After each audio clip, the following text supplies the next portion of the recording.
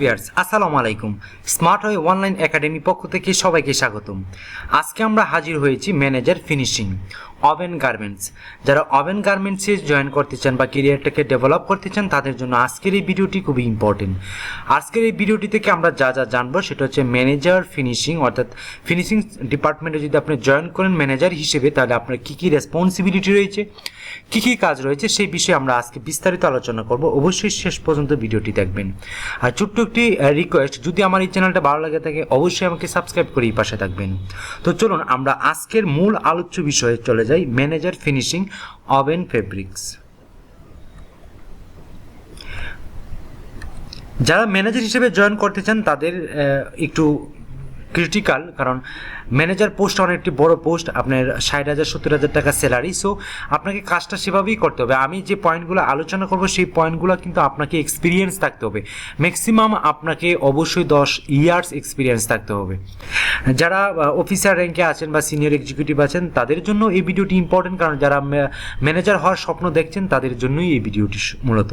So first of all, ensure daily finishing production, অর্থাৎ আপনাকে প্রত্যেক দিন যে প্রোডাকশন উৎপাদন হয় সেই প্রোডাকশনগুলো আপনার ফিনিশ পর্যন্ত নিয়ে যাওয়ার দায়িত্ব হচ্ছে আপনার, with good and appreciate quality. অর্থাৎ আপনাকে অবশ্যই সেই ফিনিশিং প্রোডাকশনটাকে অবশ্যই 100% কোয়ালিটি নিশ্চিত করতে হবে এবং সেই অনুযায়ী আপনাকে প্যাকিং করতে হবে।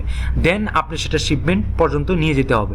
আপনি এই যে পয়েন্টটা, ensure daily finishing production with good and appreciate quality, অর্থাৎ আপনাকে এই যে প্রোডাক্টটা আপনি উৎপাদন করেছেন সেই উৎপাদন প্রোডাক্টটা সঠিক নিয়মে বা 100% কোয়ালিটি নিশ্চিত করে আপনাকে শিপমেন্ট পর্যন্ত পৌঁছে দেওয়ার দায়িত্ব হচ্ছে as a manager finishing.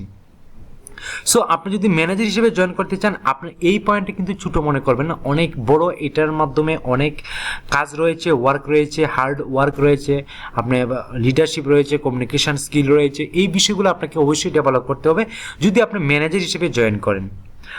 Proper utilization of man, machine and material and ensure on-time delivery with 95% efficiency, অর্থাৎ আপনাকে সঠিক ওয়েতে ম্যান এবং মেশিন এবং মেটেরিয়াল ইউজ করতে হবে, ইউটিলাইজ করতে হবে। আপনার অধীনে সাপোর্টিং টিম যারা আছে, যারা আপনার সাথে কাজ করে, তাদেরকে মোটিভেট করে তাদেরকে সঠিক ওয়েতে ব্যবহার করে, বা ম্যান এবং মেশিন এবং মেটেরিয়ালস এই তিনটা জিনিস আপনাকে সঠিকভাবে ইউটিলাইজ করতে হবে এবং 100%-এর মধ্যে আপনি 95% ইফিসিয়েন্সি নিশ্চিত করতে হবে।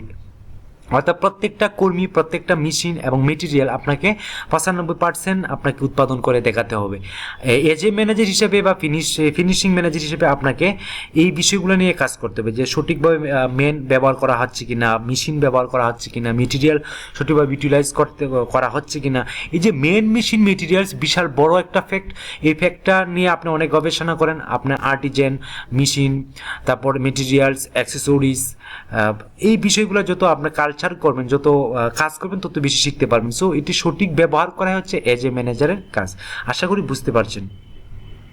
Monitor finishing process and material management, আপনাকে অবশ্যই ফিনিশ পর্যন্ত যে প্রসেসগুলো রয়েছে সেটা আপনাকে ডেভেলপ করতে হবে। যেমন প্যাকিং করা, তারপর আপনার শিপমেন্টের জন্য পণ্যটাকে তৈরি করা, মানুষকে ব্যবহার করে সেই কাজগুলো সুন্দরভাবে প্রসেস ডেভেলপ করা, বায়ারদেরকে 100% কোয়ালিটি নিশ্চিত করে বায়ারদেরকে প্রেরণ করা। এই যে প্রসেসগুলো রয়েছে পলি থেকে শুরু করে মানে শিপমেন্ট পর্যন্ত আপনাকেই কাজ করতে হবে, তদারকি করতে হবে। সো আপনাকে ফিনিশ প্রসেস সম্পর্কে ভালো জানতে হবে এবং সেটা আপনার প্রপার ওয়েতে মনিটরিং করতে হবে। অ্যান্ড মেটেরিয়াল ম্যানেজমেন্ট, আপনাকে মেটেরিয়াল ম্যানেজমেন্ট সম্পর্কে জানতে হবে। আমি এই ভিডিওটা থেকে যে বেশ কয়েকটা ছোট্ট পয়েন্ট খুঁজে নিয়েছি, কিন্তু এই ছোট্ট পয়েন্টগুলো কিন্তু বিশাল বড়। মেটেরিয়াল ম্যানেজমেন্ট একটা বিশাল বড় একটি সাফটওয়্যার। এই সাফটওয়্যারটা আপনাকে অবশ্যই এক্সপিরিয়েন্সের মাধ্যমে গেইন করতে হবে।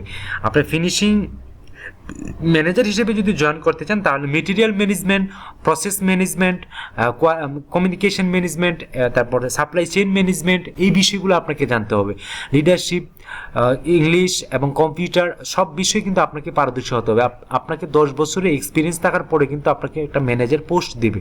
আর যারা টেক্সটাইল এবং বিইচি কমপ্লিট করেছেন তারা হয়তো 5 বছরের এক্সপিরিয়েন্সের মাধ্যমেই এই পোস্টে যেতে পারেন, কারণ এই পোস্টে 40, 50, 60 হাজার, 70 হাজার টাকা বেতন হয়ে থাকে, কারণ গার্মেন্টস বেস ধরে এই স্যালারিটা হয়ে থাকে। সো আশা করি বুঝতে পারছেন একটা ম্যানেজারের যে কী কী কাজ রয়েছে, ম্যানেজার মানি ম্যানেজ করা, সব কিছুই ম্যানেজ করতে হবে। একটা ডিপার্টমেন্ট, ফুল ডিপার্টমেন্ট আপনার উপর নির্ভরশীল।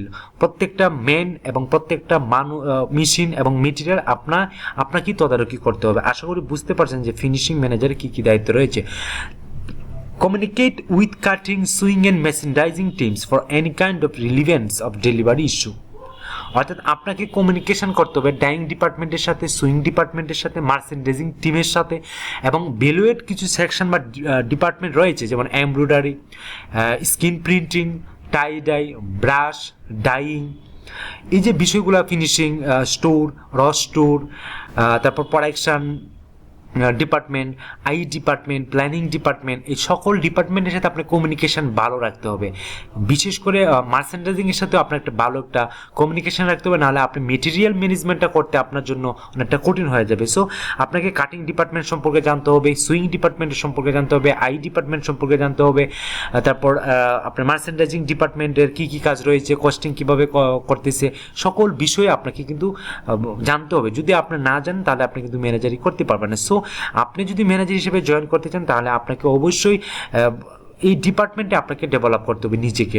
Any kind of relevant and delivery issues, অর্থাৎ যে কোনো প্রাসঙ্গিক বিষয় সম্পর্কে আপনাকে সিদ্ধান্ত নিতে হবে, প্রাসঙ্গিক সম্পর্কে আপনার অবগত জানতে হবে, এবং ডেলিভারি ইস্যুস সম্পর্কে আপনাকে জানতে হবে। বাইরের রিকোয়ারমেন্ট কী, বাইরের কী ধরনের পণ্য চাই, কোয়ালিটি শতভাগ নিশ্চিত আছে কিনা, এই বিষয়গুলো আপনাকে কিন্তু জানতে হবে। Effectively lead the finishing team as a whole, অর্থাৎ কার্যকর করতে হবে আপনার যে ফিনিশ স্টোরের যে বা ফিনিশিং সেক্টরে বা ডিপার্টমেন্টে যে আপনার সাপোর্টিং টিম রয়েছে তাদের সাথে আপনি ইফেক্টিভলি লিডারশিপ আপনাকে বাস্তবায়ন করতে হবে। আপনি যেটা অর্ডার করবেন সেটা আপনার হতে হবে। আপনি স্কিল ডেভেলপমেন্ট, আপনার সেলফ ডেভেলপমেন্ট, আপনার নলেজ ডেভেলপমেন্ট, এই বিষয়গুলো আপনাকেই কাজ করতে হবে। নিজেও আপনাকে ইমপ্রুভ হতে হবে। আপনাকে মানবে একটি লোক তখনই যখন আপনার ভিতরে স্কিল থাকবে, দক্ষ থাকবে, এবং হোল টিমের সাথে আপনাকেই কমিউনিকেশন করতে হবে, আপনাকেই লিড দিতে হবে। এই টোটাল বিষয়ে আপনাকে জানতে হবে। সো একজন ম্যানেজার হিসেবে আপনাকে জানতে হবে কম্পিউটার, জানতে হবে ইংলিশ স্পিকিং, জানতে হবে ভালো বাংলা, তারপর কমিউনিকেশন স্কিলটা ভালো থাকতে হবে। এই টোটাল বিষয়গুলো আপনাকেই ডেভেলপ করতে হবে। সো আশা করি বুঝতে পারছেন যে ম্যানেজার ফিনিশিং হতে গেলে আপনার কী কী জানা প্রয়োজন। তো ভিডিওটা যদি ইনফরমেটিভ হয়ে থাকে তাহলে অবশ্যই আমাকে সাবস্ক্রাইব করে পাশে থাকবেন। আর এতক্ষণ ভিডিওটা দেখার জন্য অসংখ্য ধন্যবাদ। আজকে এই পর্যন্তই। ভালো থাকবেন, সুস্থ থাকবেন। আল্লাহ হাফিজ।